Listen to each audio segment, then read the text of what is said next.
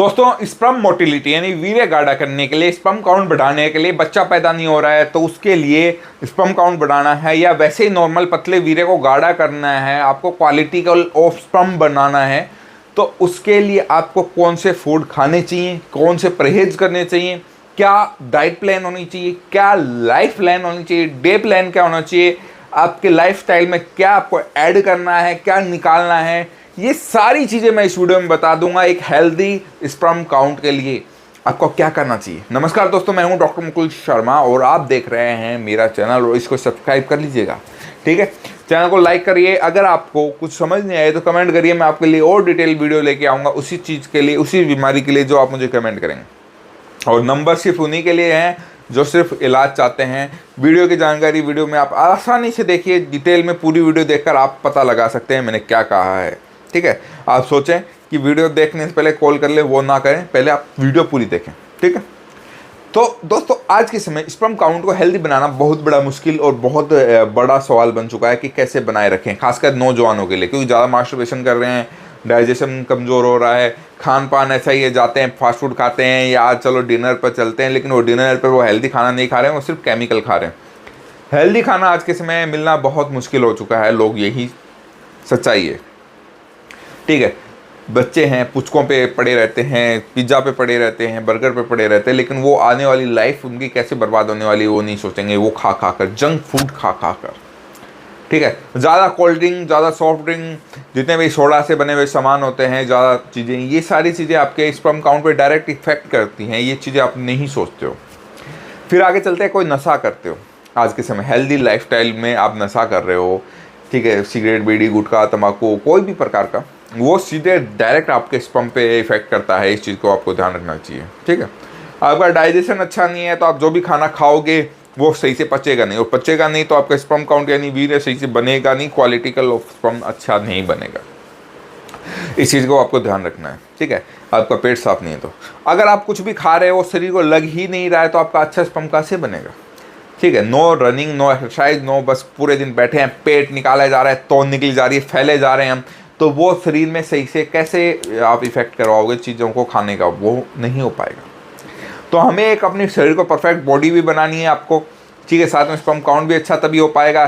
सही बॉडी होगी तो सही डाइजेशन होगा, सही खाना होगा, सही लाइफस्टाइल होगी तो, और साथ में नींद भी आपकी प्रॉपर होनी चाहिए, जो कि 8-9 घंटे आराम से होनी चाहिए। वैसे 7 घंटे आज के समय कोई सो जाए वही बहुत बड़ी बात है, लेकिन फिर भी कम से कम हमें 8 घंटे की प्रॉपर लगातार नींद लेनी चाहिए, बहुत ज़रूरी है, ठीक है।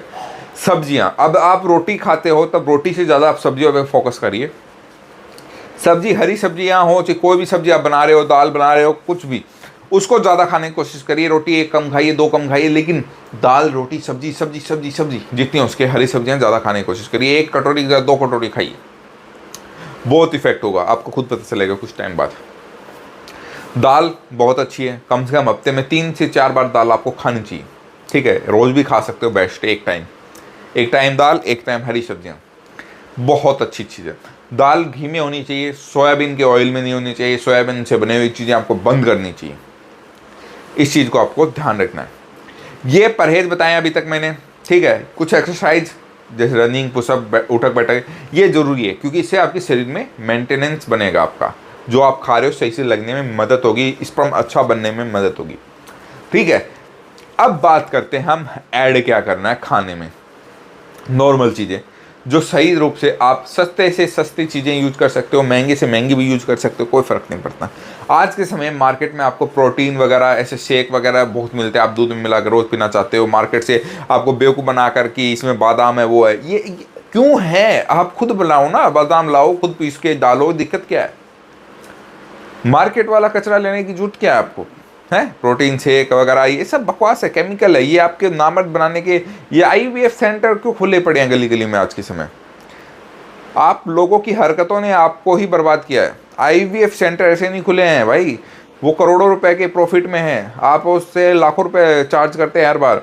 ऐसे नहीं कर रहे हैं, आप अपने आप को ऐसे बर्बाद कर रहे हो। मास्टरबेशन, खाना, पान, रहन सहन, सब कुछ चीज़ें आपके हाथ में ही हैं, आप अपने आप को बर्बाद किया है। और फिर आप ही जाके सोचते हो मेरे साथ ही क्यों आया, भगवान ने मेरे साथ ही ऐसा क्यों किया? आपके साथ आपने ही किया है, भगवान ने नहीं किया। अपने कर्म अपने ऊपर होते हैं, दूसरे नहीं कर सकते, समझे? तो हमारे जो मैंने आपको डाइट प्लान बताई है वो करो।